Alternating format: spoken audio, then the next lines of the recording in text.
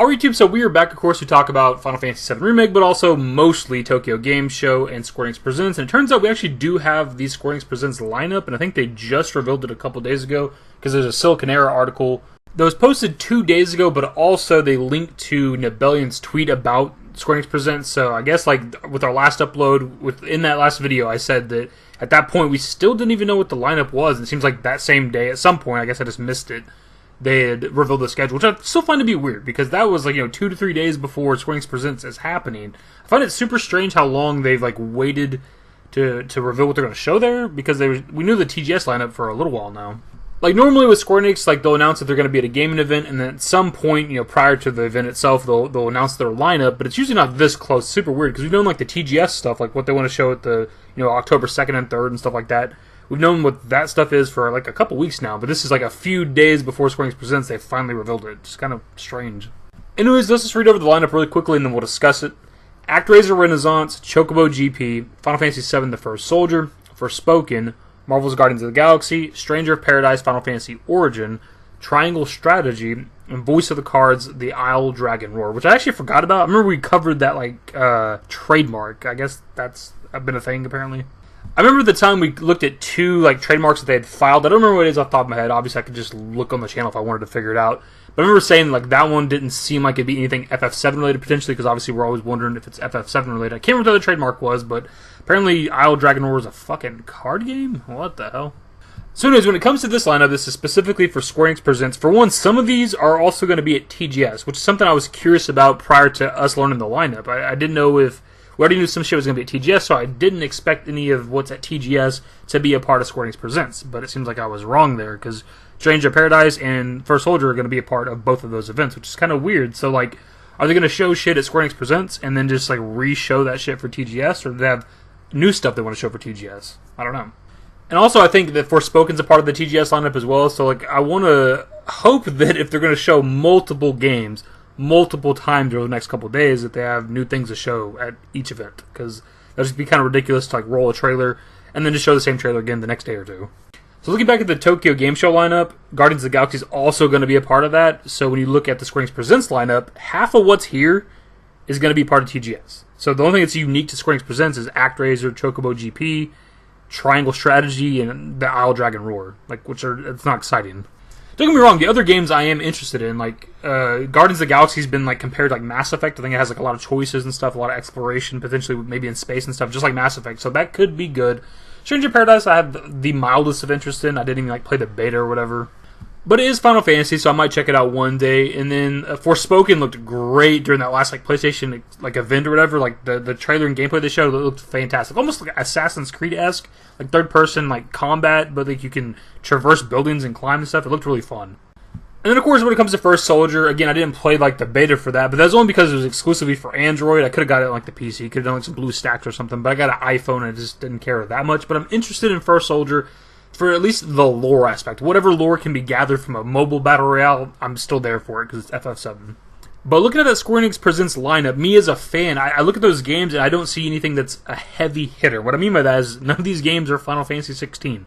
None of these games are Final Fantasy VII Remake Part 2. None of them are Kingdom Hearts 4. Like, these aren't the big, heavy hitters that Square Enix releases. These are, like, branch-out games. Stranger of Paradise is some weird-ass, like, Final Fantasy 1, but not Final Fantasy 1 game. It's pretty strange.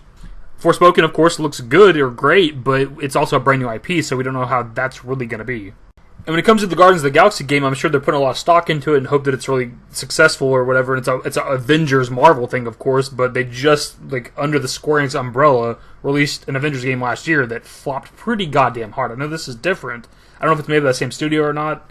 I'm not sure, but it's, kind of burned a lot of people, so I don't know. I'm definitely interested to see how, like, Guardians of the Galaxy is received by the fan base and shit, and, like, how many people buy it or whatever, just because of what happened with Marvel's Avengers last year.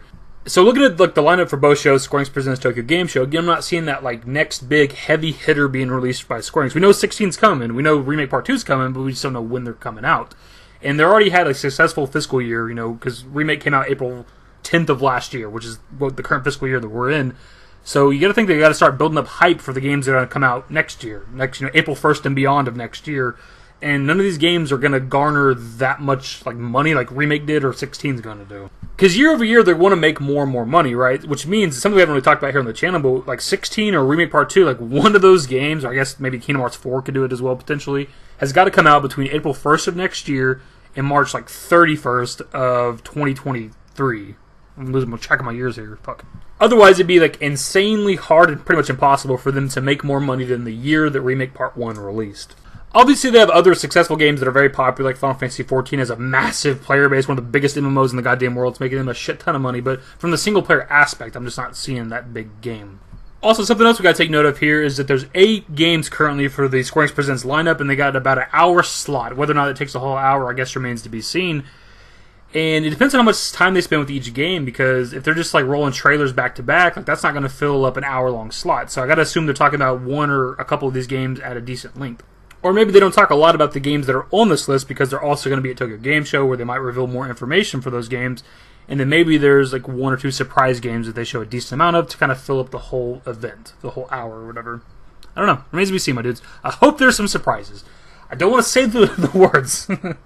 I know we've been talking about Remake being there, man. I know a lot of people are doubtful, and I'm not even like 100%. I don't even know that I'm like 50% that I think it's going to be there. But it feels like something, man. It feels like they're just holding, they're going to surprise us with something. And I hope it's Remake. I just hope that's what it is. 16 would be cool too, but I hope it's Remake.